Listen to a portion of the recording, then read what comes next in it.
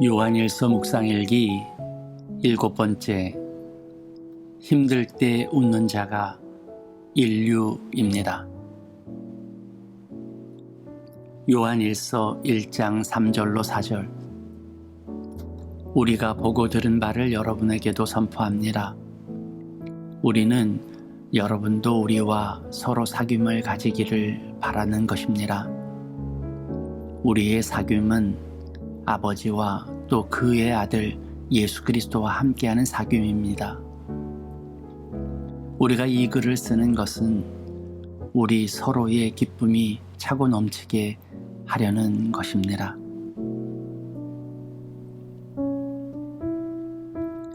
좋은 아침입니다. 요즘 감기가 유행하고 있나 봐요. 곳곳에 아픈 분들이 많으시네요.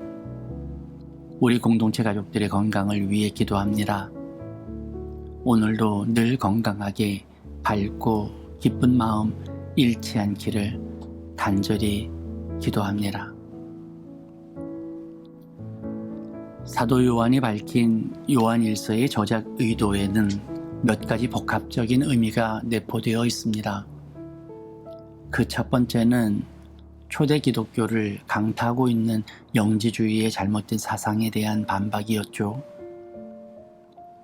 그것이 어떤 의도에서인지는 몰라도 오랫동안 예수의 기록에 대해 미뤄왔던 사도 요한에게 그 기록의 필요성을 깨닫게 만든 계기였죠.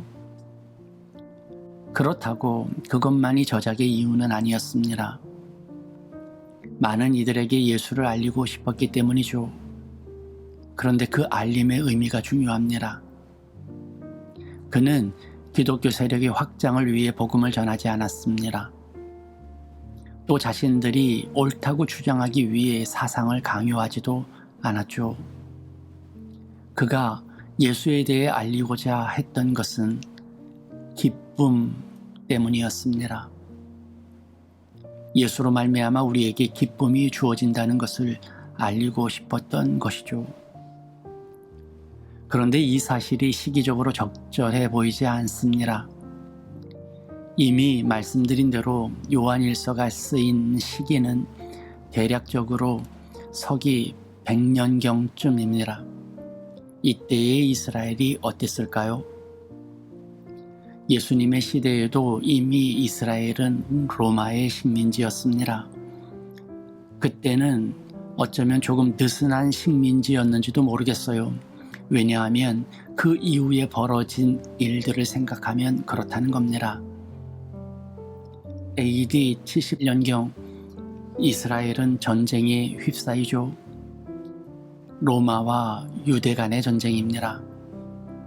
그 일로 말미암아 그야말로 예루살렘은 초토화가 되죠.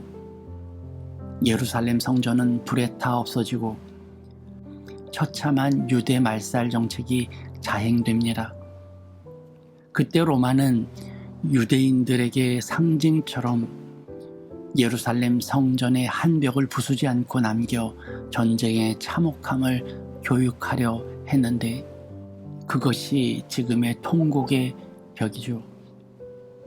또한 수많은 사람들이 죽거나 노예로 끌려갔고 그 중에서 약 10만 명의 사람들이 콜로세움 신전을 짓는 데 동원되기도 했죠. 그뿐이 아닙니다. 초대 기독교인들의 박해는 이루 말할 수 없었죠. 우리가 영화에서 보던 기독교인이라는 이유만으로 경기장에서 사람들이 보는 가운데 사자의 밥이 되기도 하는 일들이 그때 벌어졌습니다. 그 상황을 우리는 상상조차 하기 힘들 거예요. 그런데 기쁨이라는 것이 가능할까요? 아니, 기쁨이라는 말을 꺼낼 수가 있을까요? 어떤 분이 책에서 그런 말을 하시더라고요. 슬픔을 알지 못하는 자는 기쁨도 알 수 없다고요. 아파서 눈물을 흘려보지 못한 사람은 기쁨의 눈물도 흘릴 줄 모른다고 말입니다. 그러고 보니 같은 눈물인데 우리는 슬퍼도 울고 기뻐도 울죠. 어쩌면 기쁨은 슬픔을 닮았는지도 모릅니다. 이 말은 슬픔과 기쁨이 같다는 말이 아닙니다. 기쁨은 슬픔 속에서 피어난다는 뜻입니다. 다 좋아서 기쁜 것이 아닙니다. 다 만족해서 기쁜 게 아니에요.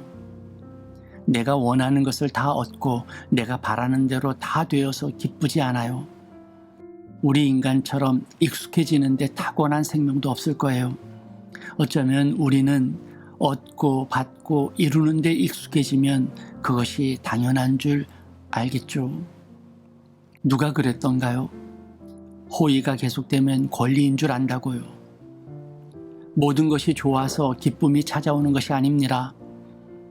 때론 가슴 졸이며 애타게 기다리고 무사하기를 간절히 바라며 노심초사 기도하다가 만난 그 만남에서 우리는 기쁨을 얻기도 합니다. 때론 피땀 흘린 각고의 수고를 거쳐서 얻은 작은 것에서 기쁨을 맛보기도 하죠. 기쁨의 값짐은 진흙 속에서 찾는 진주처럼 거친 삶의 여정에서 드러납니다. 아플수록 기뻐하세요. 이게 참 모순인데요.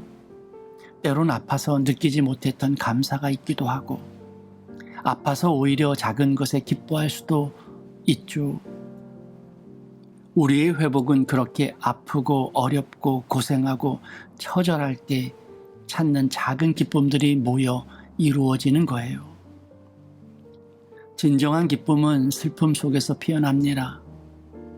진정한 기쁨은 죽음 속에서 드러나고요. 진정한 기쁨은 어쩔 수 없는 죄인에게서 시작됩니다. 그것을 깨고 나아가는 그 기쁨의 자리, 그것이 우리가 바라는 기쁨이죠. 실패했을 때 기쁨을 찾으세요. 그게 진짜입니다. 힘들 때 웃는 자가 인류입니다. 화가 날 때 웃는 자가 인류예요. 아플 때 웃고 심각한 벽에 부딪힐 때 웃으세요. 그 웃음이 나를 그 아픔에서, 그 절망에서 구원할 거예요. 그것이 주님의 기쁨입니다.